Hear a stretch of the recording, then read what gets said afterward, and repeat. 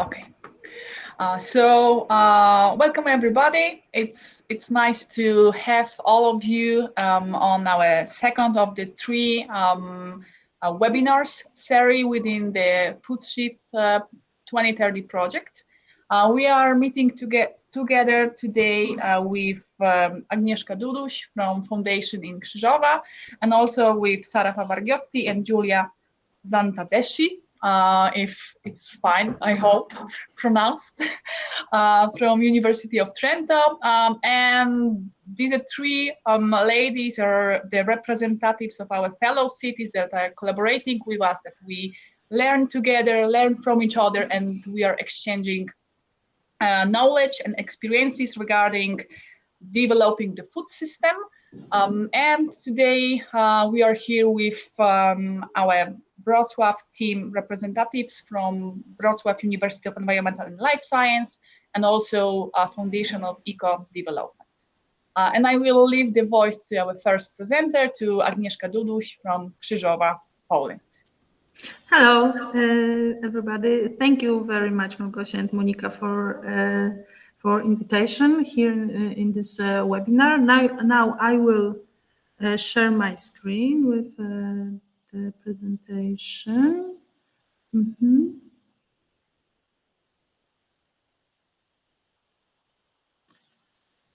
Please let me know if it works, if you see my presentation.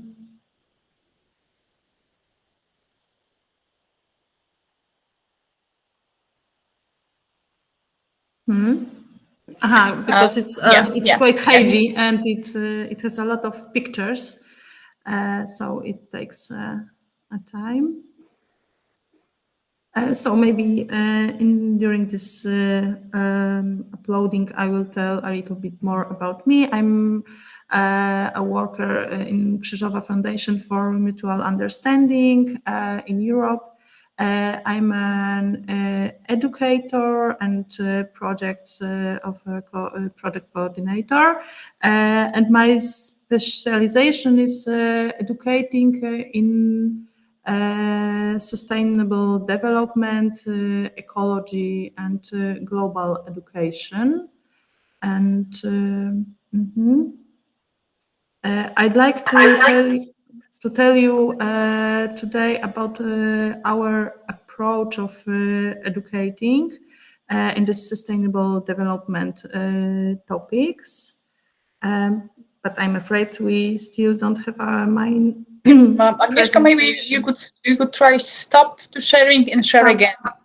Okay, so one more, because when we were trying this, it was everything okay. I will do this again.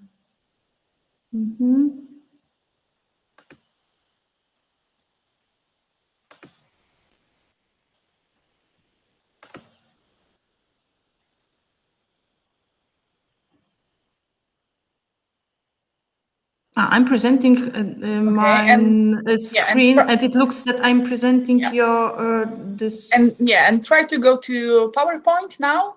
To the PowerPoint, yes, and go to the full mode, and it would be perfect, I am sure. Okay. Okay, yeah, here we are. Can you see that? Okay, yeah. Thank you, Gosia. Looks good. It's my first time with the sharing in Google Meet, so that's why I don't feel so comfortable. But yeah, let's go further. So about first, I'd like to show you the wider perspective of the foundation. We are a Polish and politically independent non-profit organization who was established like 33 years ago. And we are located in a very small village in Lower Silesia. And here in the village, we have like 200 people who live here, and we, as a worker in Krzyżowa Foundation, are in amount of 50. So it's very small village, and how it looks, how it was looking this place over the time. During the Second World War, it was a place where a state where those owners, like family von Moltke, were engaged in political issues, and they fought against activities of the Nazi Germans. Yeah, and here during the Second World War was held like 3 meetings, Kreis our Kreis, Krąg z Krzyżowej, and later it was a farm. After the Second World War, in this place was a farm, and here in the building, when you see cows, now everything is of course renovated, and here we have our canteen. So we serve meals for our participants, and to show you our size of our activities, I'd like to introduce you some numbers. And we have in this estate 14 buildings, 16 seminar rooms, also conference hall for 400 people, various sport and leisure facilities, accommodation for 200 people, and we annually run around 160 educational, cultural, and scientific projects. We host more than 25,000 guests annually. So as a foundation, I would say that looking on this size, on these numbers, we have some quite a big influence on the education. Yeah. So what do we do? At the beginning was from the beginning of existing the foundation was that it must be an international youth meeting center. We also lead the memorial site because of this historical background, and we organize workshops, school exchanges, seminars, trainings, conferences, courses, and we of course run educational garden with permaculture elements. And about this topic I would like to tell you today about our approach. As a non-formal educators, we are 16 people, and also we engage external freelancers, sorry. And each of educator has his own topic issue, yeah, because we have very wide, I would say, a lot of different topics, yeah, educational topics like history, politics, ecology, global issues, sustainability, anti-discrimination, Polish-German relations, art, digital literacy, migration, interculturality, and inclusion. Also we have quite diverse target groups, as international, as national, and of course locals. International, yeah, because we run this international youth meeting center, and we have a guest from more than 40 countries, I would say. We have many kind of groups of school groups from different levels, also from the university. Students, we organize seminars for the teachers, for the educators, and we engage as seniors and local community. I will go deeper in this target groups and in this topics as ecology, global issue, and sustainability. So in the area of education for sustainable development, we have different approaches. So one of the approach is global education, and we engage, we organize groups of teachers, and we share with them our approach, how to educate students, kids in the schools. So we run like 5 days meetings with the teacher, and we go through the topics which are connected to the global education. We also run a peer-to-peer education, which means that we organize some groups of the students, and we prepare the students how to lead workshops in these topics, especially sustainable food education. We prepare them how to run the workshops for their colleagues from the schools. Yeah, it's a quite different approach than we sell them informations and engage them in the educational process, because they have their own point of view, they have their style of communication, and it's also quite interesting. Yeah, how which way they do they provide and they explain this global topics. Yeah, we also run outdoor nature education because we have very nice a lot of places, like green places, when we can take our participants to the forest, to the meadows,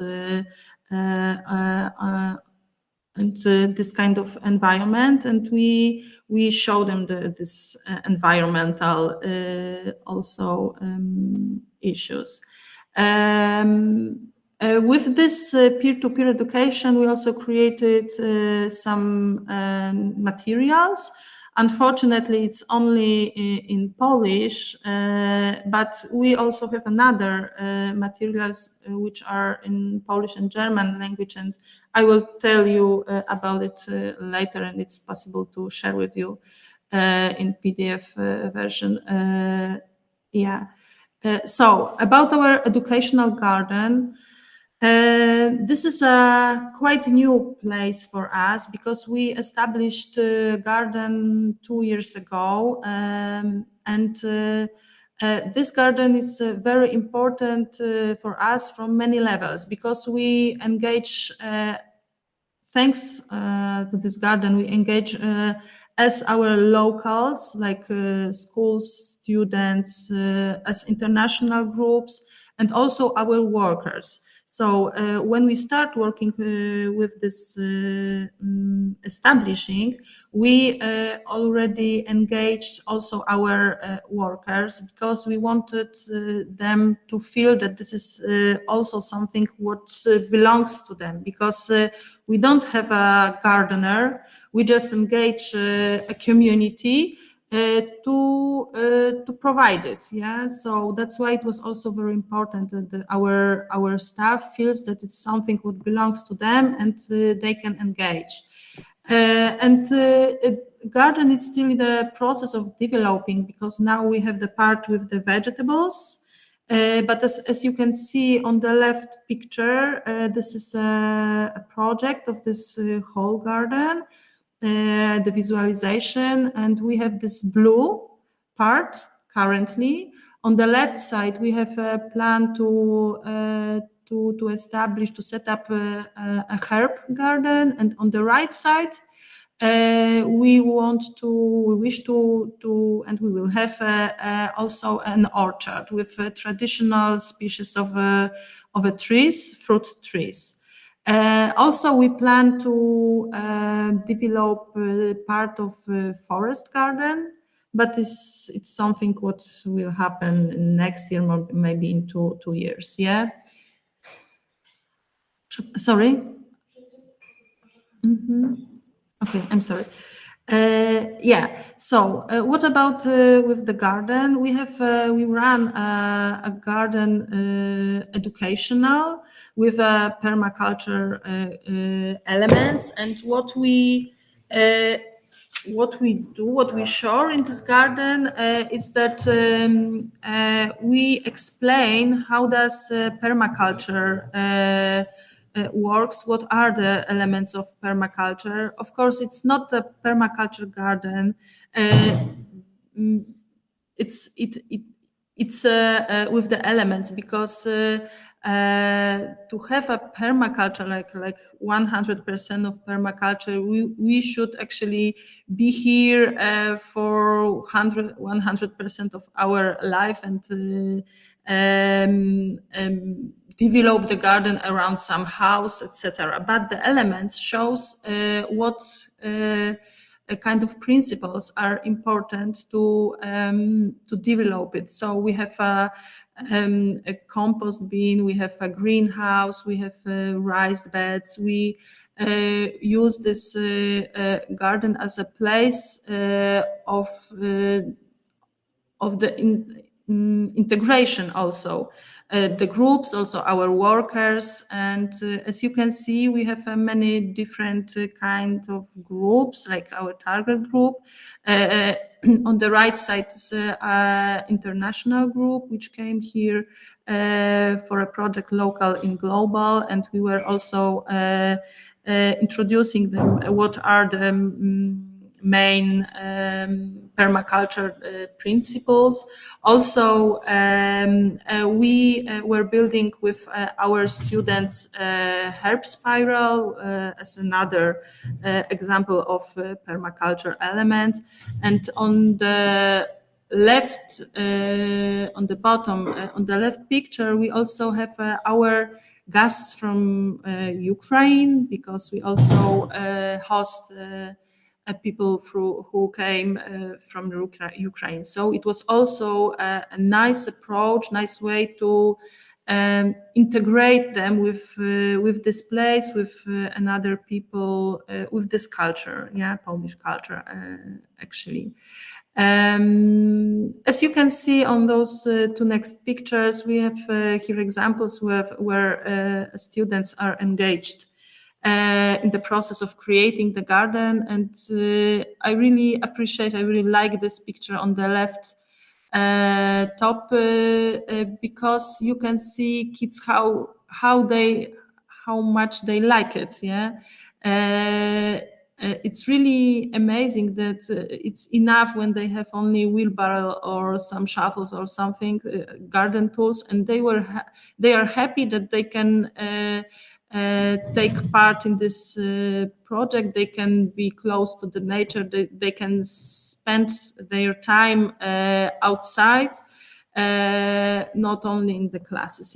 So this is one of the reasons why it's worth to run this kind of educational gardens. One of many reasons. Also, we already created garden scenarios with worksheets, and those are in Polish and German language. And if you will interested to have them, we have them in the PDF format, and I can share with you those materials. Also, we created another material which is also in Polish and German, and it is a seasonal calendar, which is universal. It has a format of calendar, but also it has some goals or exercises to do during the whole year, which are connected with the cycles of the nature. So it starts from the September as the school starts, like New Year, and then going through the months, they have students. They have exercises, and they can observe what can be done in the garden during whole year, through these exercises. These worksheets, these scenarios are about garden planning, We had with one school 10 meetings 10 meetings program during whole year, and they were visiting us once per month, and we touched through these garden activities many different topics, like garden planning, so working with the seeds, planning what can be planted where. We were discussing about the good and bad neighborhood of the plants. We also have discussions about the soil, about the good and bad condition of the soil, what influence on this good and bad condition, how to build a proper compost. And as you can see, we had many practical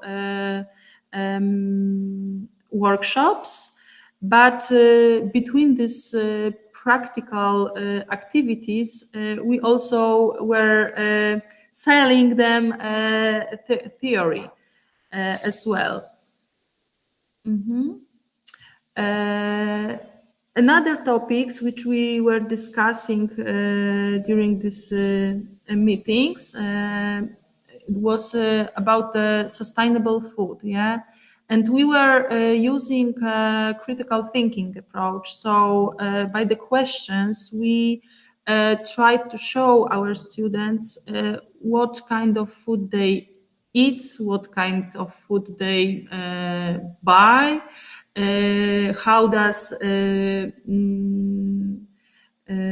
how production of the food influence on the environment. Do we waste our food in our houses? So we also were doing some kind of summarizing.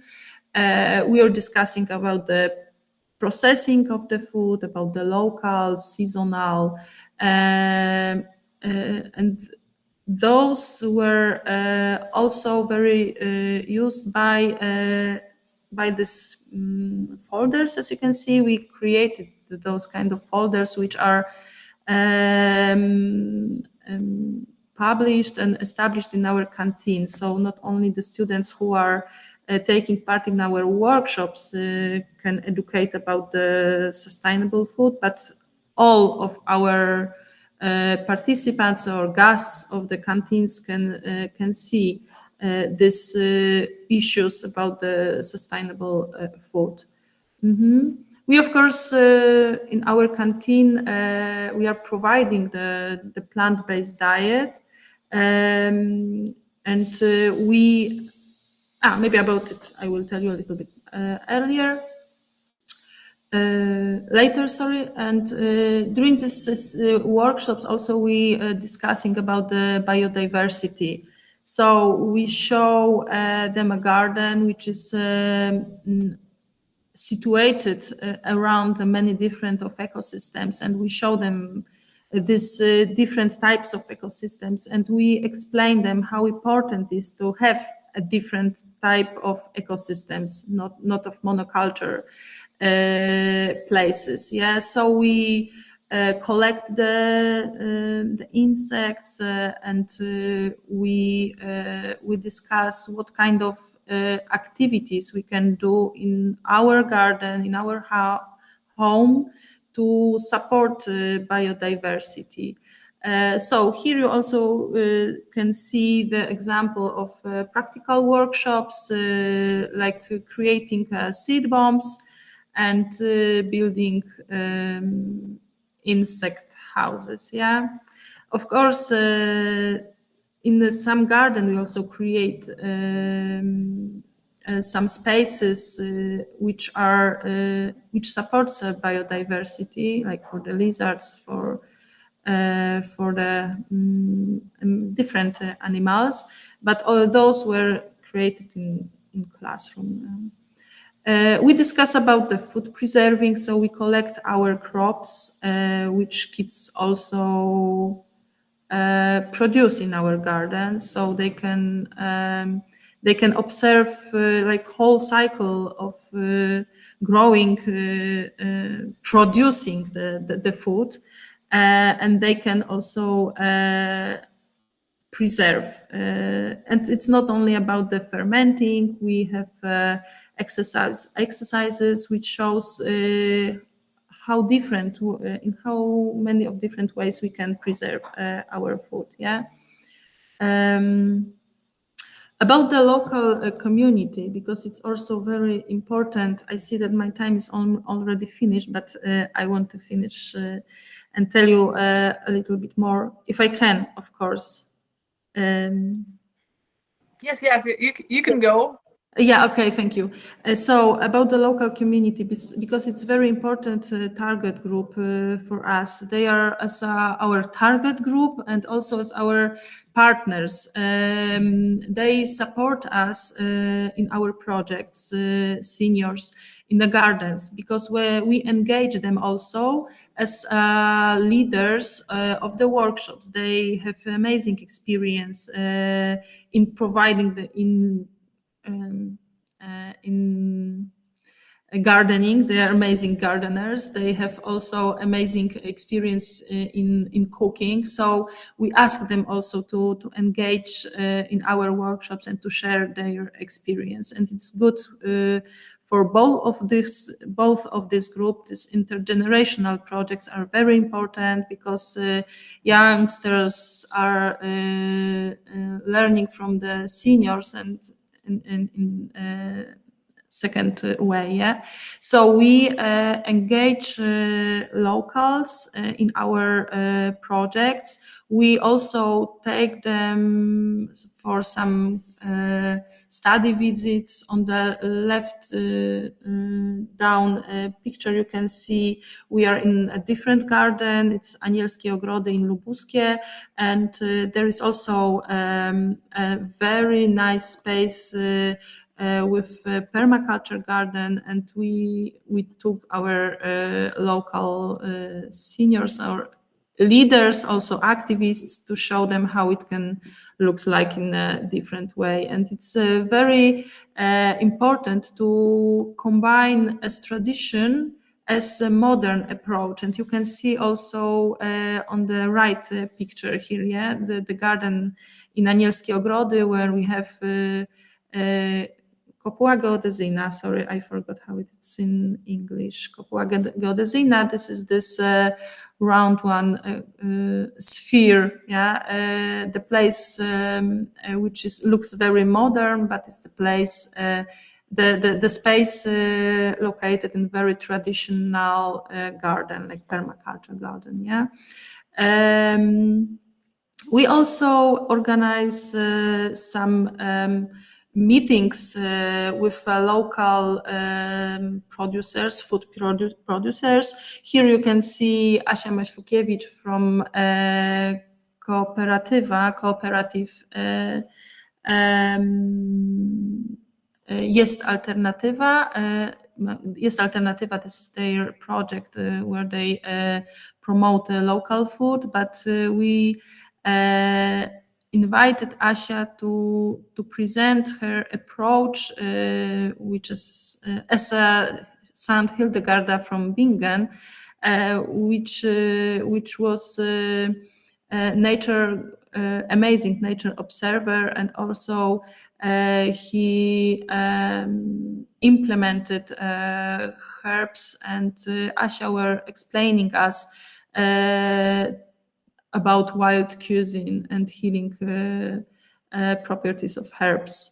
Also, during this meeting, we had two another prelegents.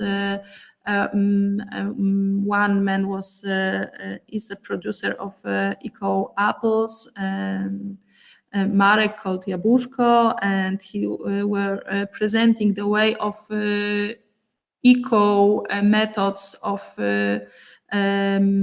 taking care of the orchards.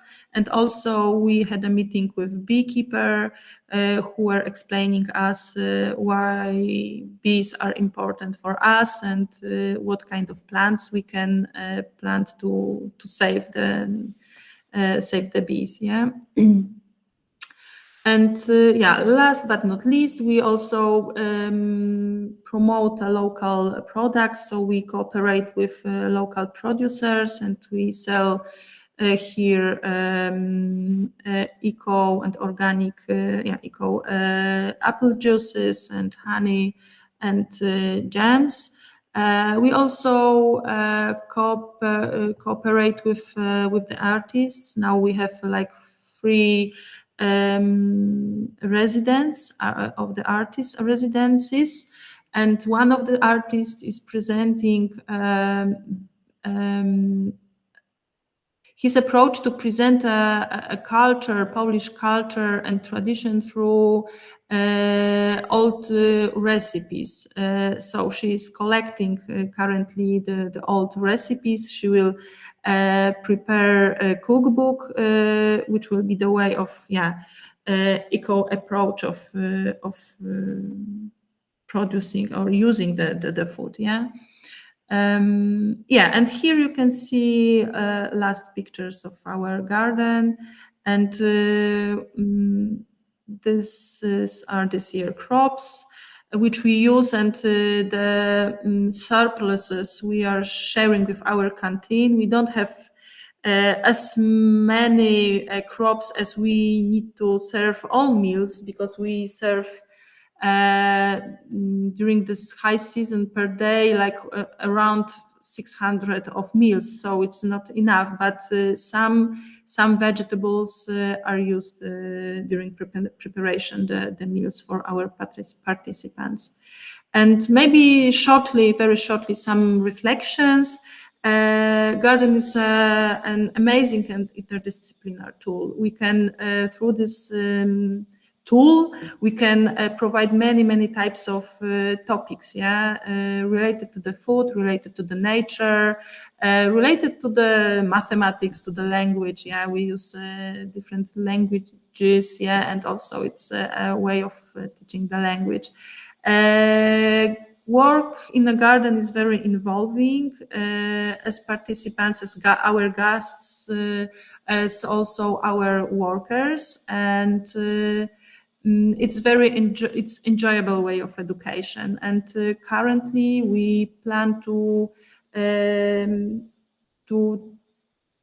get some funds for implementing gardens around the schools, like creating the schools garden and preparing the teachers in leading this kind of workshops about the food, sustainable food. So about the serving our food, we on some special order we organize vegan or vegetarian events with vegan foods. But to provide only plant-based diet here is not so easy because of the financial possibilities, also mindset of our customers and local food tradition. So, but I would say that we are still in some process, and this switching into plant-based diet, it just needs time, but I think each year we will provide more and more plant-based diet. Thank you very much. Yes.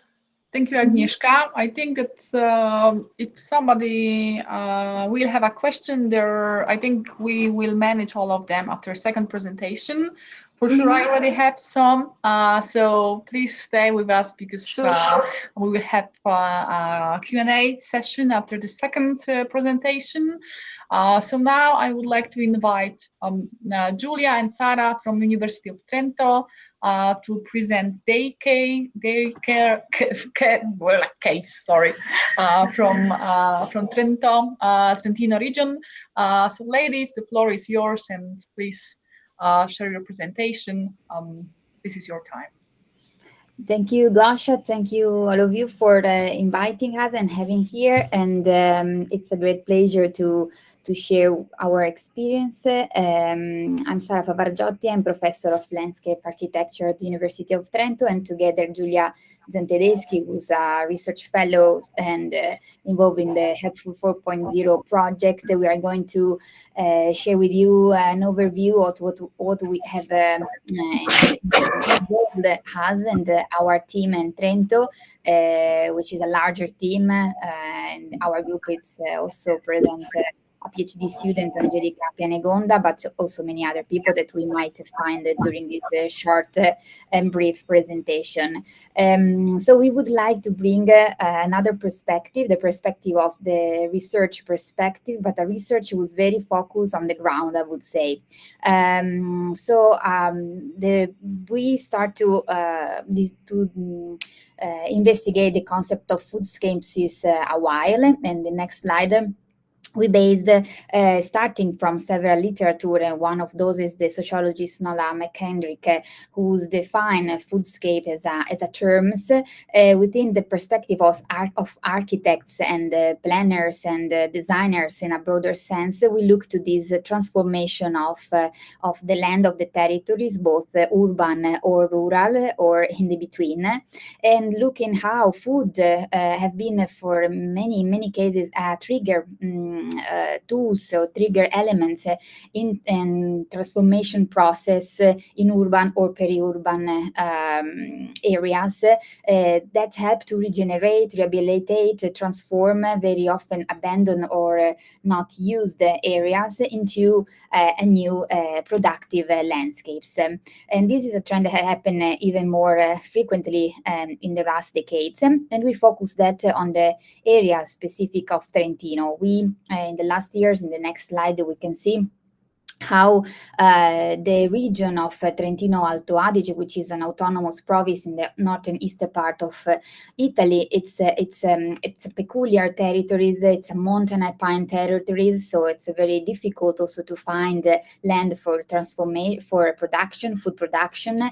And as you can see here, we mapped the lands devoted to agriculture, but also the hubs, the people, the food, let's say, spots, or as we call the food hubs, where food are sold, but also produced, also let's say exchange in several ways.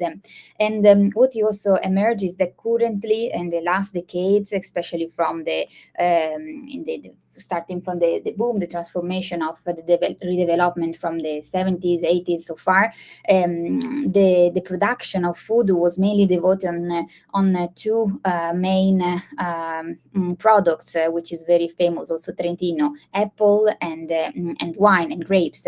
And so these, in the last decades, brings to a transformations of both things, the landscape as perceived in terms of visual, let's say, but also landscape in terms of quality of its elements, so soils, biodiversity, and very often in a negative perspective, so loss of biodiversity, loss of exchanging and diversity of species. And if we see into the past, in the next slide, we can see how actually since the beginning, learning from the past and understanding for the present and the future, we see how always the lands in the was used for the production, but was used also in a more, let's say, sustainable perspective. So we can see the promiscuity of cultivation with the grapes, wine, but also other species that can help to contribute the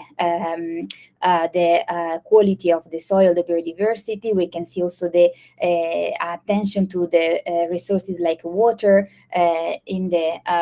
of course in the perspective of urban growth and transformation. So in the next slide, we can see how all this background set the approach, the perspective that we have within this research, the Health Food 4.0, but generates our approach to food landscapes researches. So we are looking to the past and understand how especially agroecology, in our perspective, is recalling some past traditional, past techniques in a contemporary perspectives, let's say, but also, and so it's a very interesting approach to production, but also we look and we exchange with emerging food practice who try to change this way of use and these other lens in a not anymore monocultural perspective, but in a more sustainable way of producing, distributing, and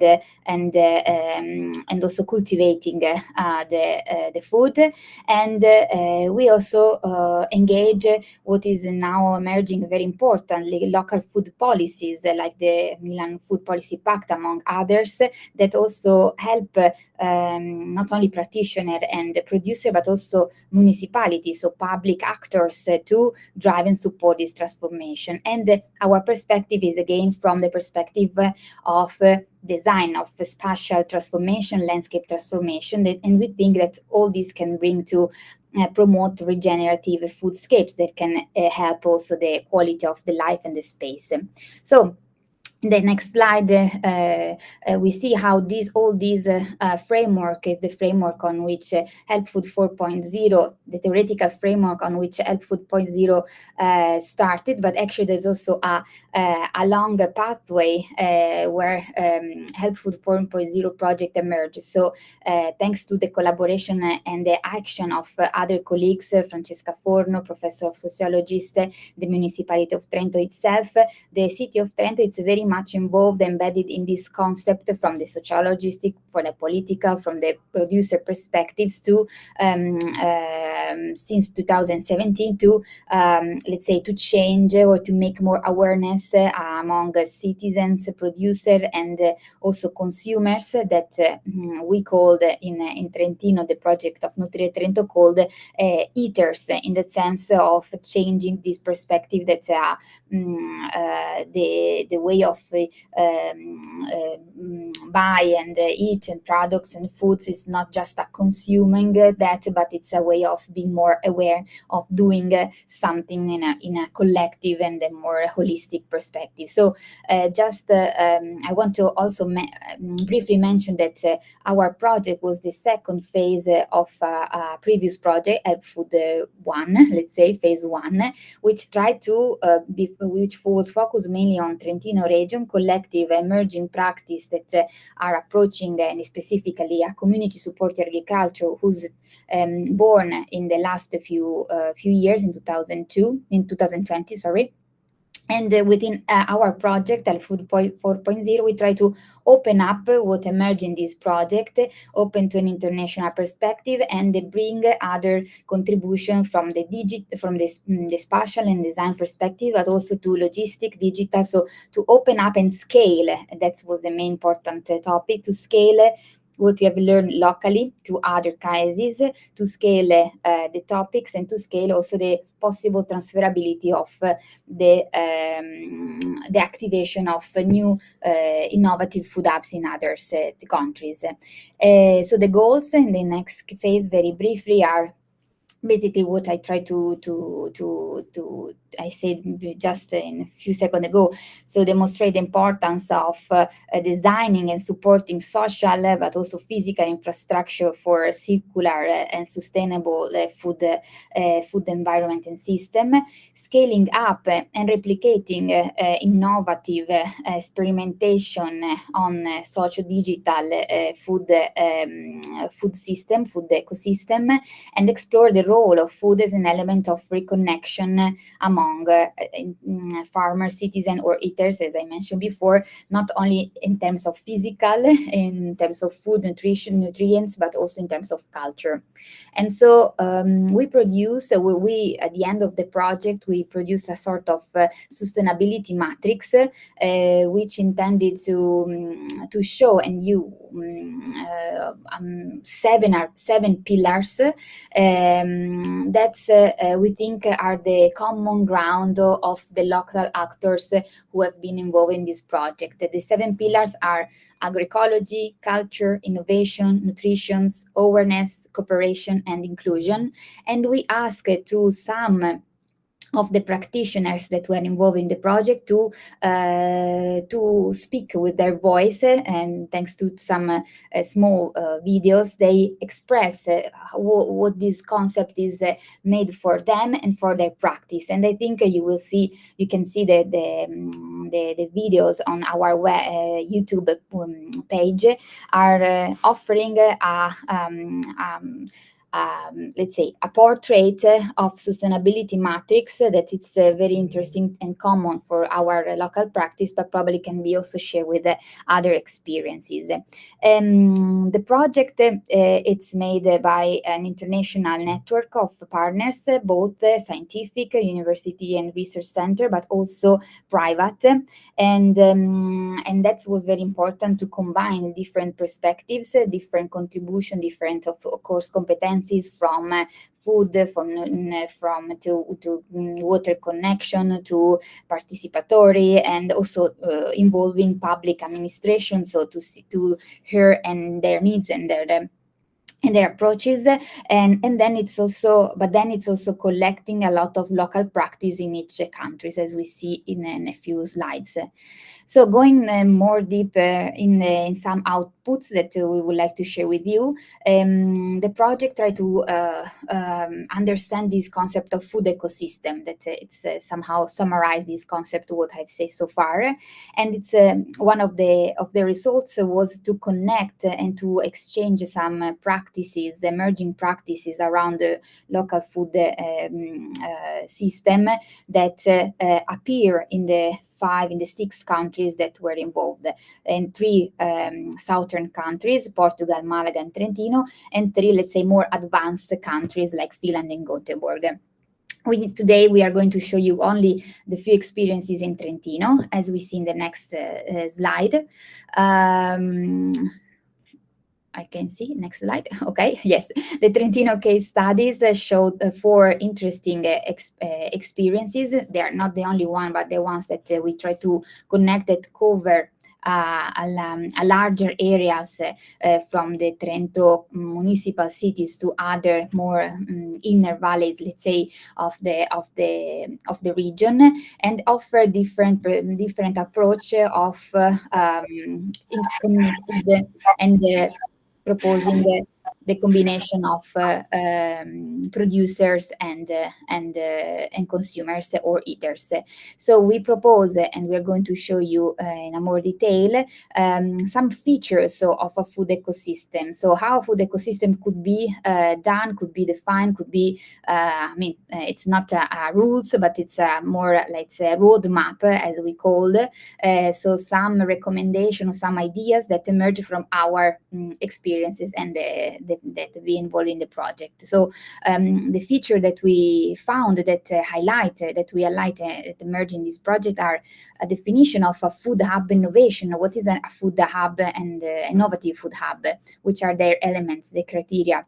A topic of creating new narratives and the food traceability of where the food comes, which are the nutrients and which are the characteristics, and how to communicate. A concept of holistic sustainability in a whole sense, and we describe later, Giulia will describe in a few moments. And then a matter of working in a network of local elements, but also a more broader network of experience. So now I give the floor to Giulia to go a little bit on detail on this spot and to give some highlights for each of these points. Thank you, Sara. So we need to innovate food hub, but which the first we have to define with a physical characteristic as a meeting point between consumer and producer. And also we define food hubs as a virtual meeting structure. And we can distinguish food hub with a software part and the hardware part. And then what the characteristic must have to be innovative. And one of the characteristic, a group of characteristics we analyze are accessible aspect. from the physical and also virtual, and the ability to create and develop a community around the food hub, and the aspect of economic and environmental sustainability. And then how we image the food hubs from a spatial point of view. We took from inspiration from the realities that we know, and more classic configuration such as a CSA or a solidarity purchase group, and then a possibility to use middle lockers to make distribution more capillary. And other case such as the first one, this is a urban garden that can sell the product that it produces, or the cooperative form, which we see better later, and that is managed by members. And also, while the software and software components of food hubs, I think is definitely by the platform components, particularly of a platform that network all or short food supply chain realities, and then a logistic that that organize and is the base of the decision that to be made. And we found in each food hub as an hardware part and a software part.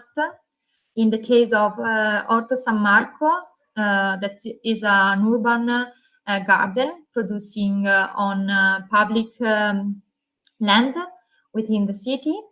In this recently build a shop where they can sell our product. And in addition, they organize some with the local association some activities. And in this case, the software part is represented by a sensor that monitor weather and rainfall for greenhouse management.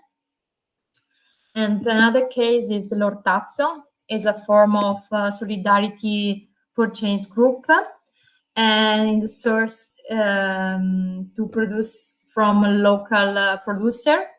And Ortazzo is also an association that organizes and disseminates events of sustainability issues, and they need a new platform for communication and promotion their activities.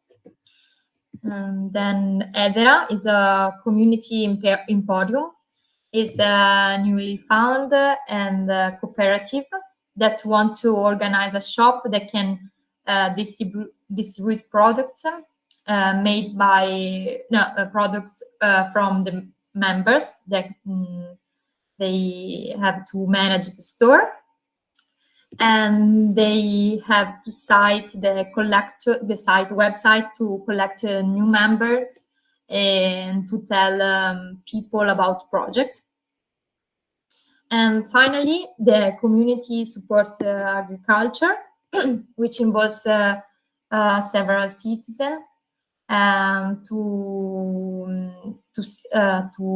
sell the product of agriculture, and they sell the product from a platform. It is always update based on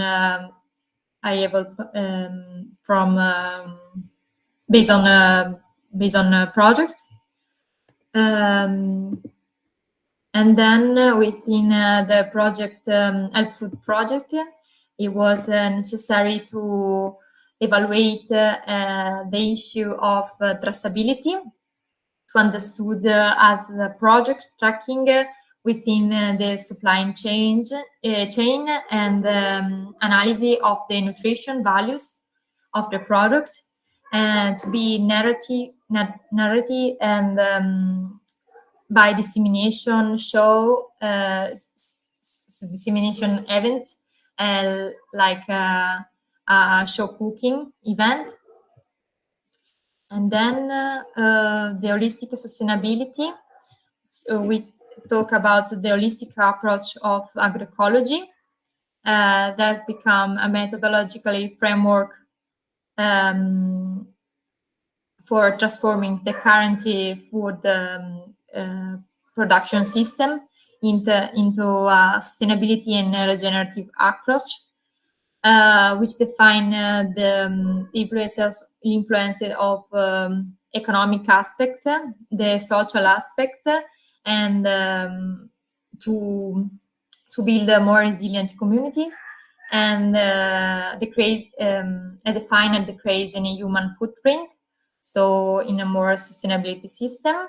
And finally, the pollinator network chapter that develops the guidelines in for activate food hubs, starting with a socioeconomic and environmental context, and then to activation of community of our citizens, and then the adoption of food policy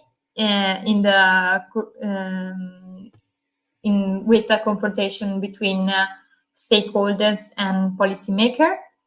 And finally, the starting of food hub business. For sure, among aspects that we have studied, the last point is more important, to keep a food hub alive.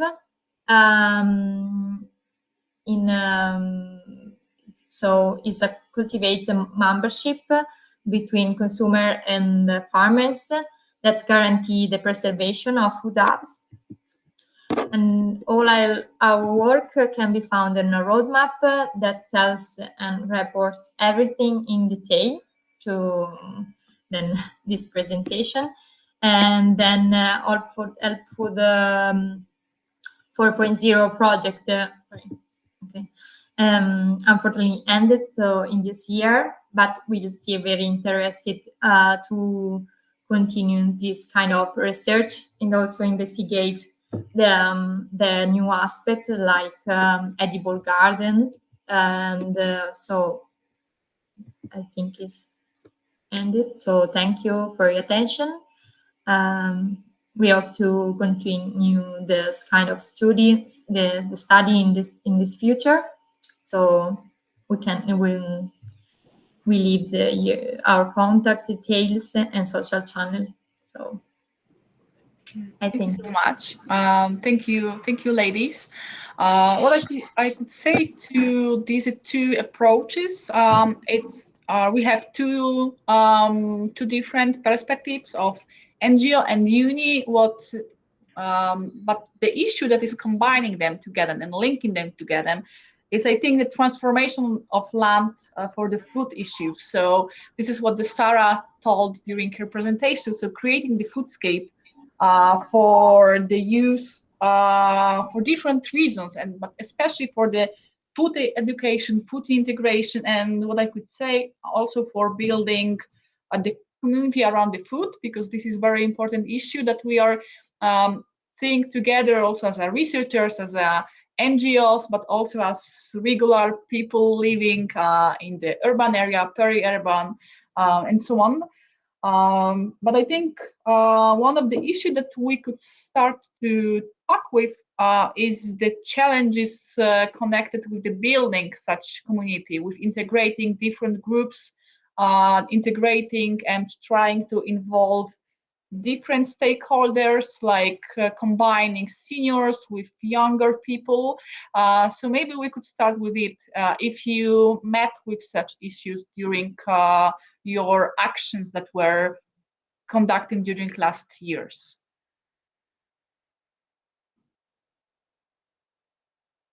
Agnieszka, maybe you would like to say something because you had this issue with integrated education led by seniors. So maybe you would like to say a few words about it.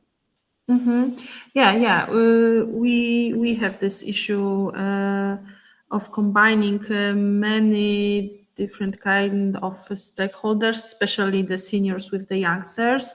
And what I can say, what I observed already during this project, this what had to be done. So it should be the keeping the permanent contact with the stakeholders. I mean that it's easier when we have a project and when we have a funds devoted to this kind of activities. But with the end of the project, actually it starts to be some kind of challenge, how to keep them in the contact. So it should be some kind of activity which doesn't need as much funds, and also what interests them. And when I observe the seniors and their needs, so I see that they have a lot of time and they are ready to be even a volunteer to take part in this kind of activities, because they really like and appreciate, they love to be active in this area, like gardening and also sharing their knowledge. So I would go in this way, so engaging them as volunteers, supporting them with some ideas how we can build this community, but organize them the space for meetings. So I see that this way. Of course, we are trying to keep the continuity with the contact with the seniors. So we permanently cooperate in many different projects. But between the projects, it's also important to stay with them, to keep them and to engage. And we actually organize some kind of regular meetings with the seniors, just to spend time together, just to go to the garden, to observe what's happening currently, to engage them in some actions. Of course, not so intensive, but still the meetings are the most important, like the permanent meetings. Okay, and as you said, that it's hard to manage the interest of people when there is no project. I wonder what is opinion of Sarah and Julia. Are you thinking if when now the project your project is ending, will be people still engaged based on the previous project, because it's some kind of snowball that were appearing in your case, so project after the project, and now the project is ending. So what are your thoughts? Are you afraid that it would stop if the interest of people will low, or maybe you already have such engaged community that it will just evolve and will live its regular life or regular situation like it's now? Yeah, I think this is a clever issue all over the world, and because also, especially from the perspective of university of research, when we in general approach a project, our approach is always based with learning by doing or research in action, so always involving both municipalities or associations that can benefit from that. Our concerns is always like that. So what will happen at the end of the project? So how these things will happen? And that's why in this project we try to at least to outline a preliminary, because the project lasts 1 year, so the way of developing more and then more detailed would be, of course, will be a lot of things to develop and test in the future.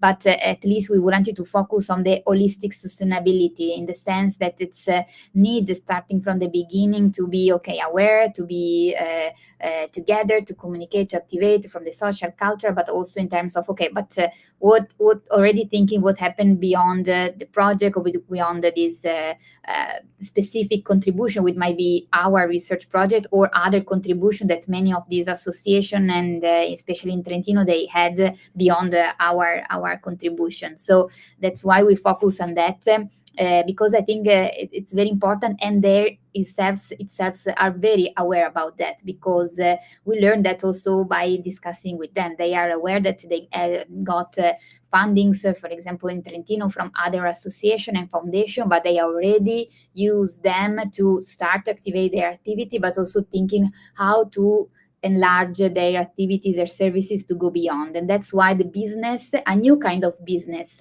not in a old way perspectives, is emerge, no? And that's why also we learn, for example, from Gothenburg, the example of the city of Gothenburg. It's very very interesting, because they, since 10 years or even more, from 15 probably, they start as a municipality to activate a process of training of new farmers. So first of all, it's training, learning to them what is a food culture, how to cultivate, and then offer by reusing abandoned lands, building buildings, lands to the new trained farmers to start to cultivate their own small business, and then from that to experiment. So there's a circular system, very interesting, that now moving toward back to the city with these food lockers, as we mentioned in the presentation, that try to move cultural, social, and economic, but at the end also activating in physical transformation and physical care around the food. That's what we are trying to do. And just to conclude, for example, this project was very helpful because, for example, in Spain, we learned that they are very much they need much more efforts to reach at least that awareness about food, sustainable food production, because they are the orchard, the European orchard. So their perspective of movement and flows, it's completely different, and this sensibility locally, it's still emerging now. So even around Europe, there are very much the differences and discontinuities that I think this kind of project, at least for our perspective, could help to bring at least some seeds and moving seeds from one side to the other. I'm happy that you mentioned the issue of municipality, because I think it's usually very tricky issue or hard to start such collaboration. So maybe you already have some experience. So what could be the challenge and what could be the solution to involve the public administration for good collaboration to create such foodscape? So what are your thoughts? Well, for us, for example, yeah, everything depends on the people, of course, and stating from that, I think the good point is, the good news is that some more sensitiveness towards this topic. So even more towards policy, European policy or national policy who bring, let's force them, it's a bad term, but that let's say move municipal administrators to focus on this topic. There's more interest even in those cities which have not yet been activated on that topic. Luckily in Trentino and many other cities in Italy, there's thanks to this Milano Food Policy Pact, there's a lot of activation, and these documents really, these moments really help to move administrators to be sensitive, and in which way to ask to interact with association themselves, local practices, but also to researchers, so to university and research institutes to connect them.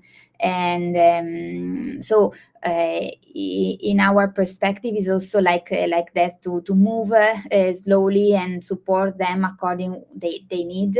And we really much interesting to move from the agricultural perspective, like the food block local policies, towards more practical issues. So, for example, we are trying to work with our municipality and others to a perspective of embedding all these agricultural issues in a plan, let's say, in the green plans of the city. So, embedding all these issues of biodiversity, food sustainability in a more structural, let's say, urban or rural-urban plan that can support even more physically, in terms of, like, as Julia said, is an issue of urban orchards or urban gardens should be not like spotless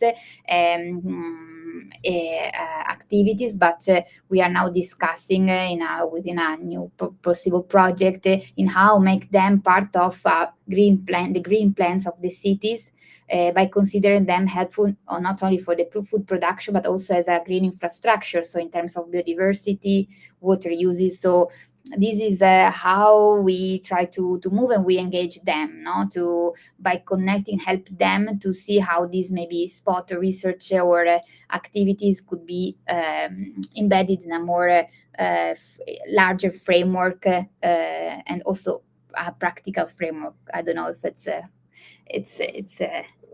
it's clear and it's fitting what you were asking. yeah, it's clear. Thank you.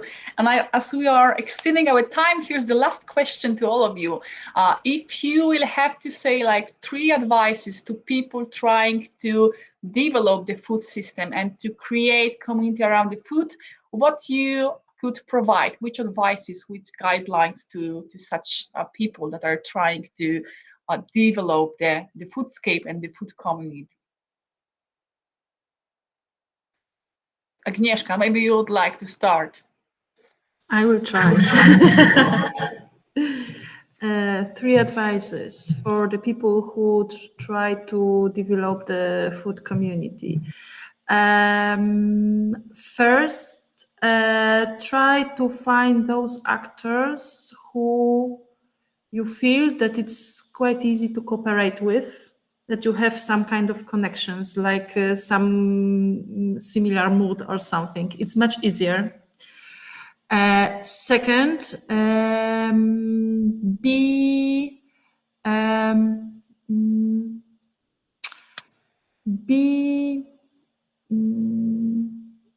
be sure what you want to, how do you want to organize it, and be, I have a problem with the word.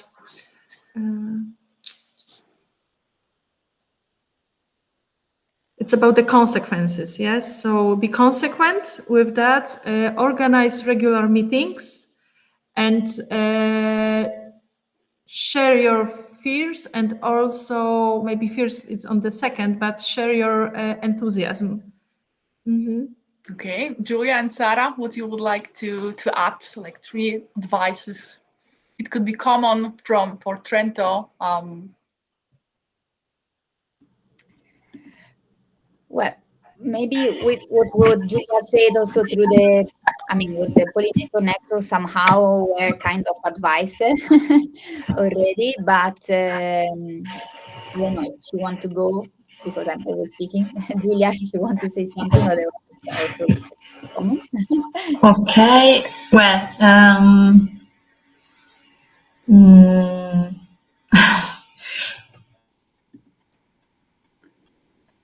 Well, for maybe, me, sorry. Maybe as we talk in pollinator network chapter, the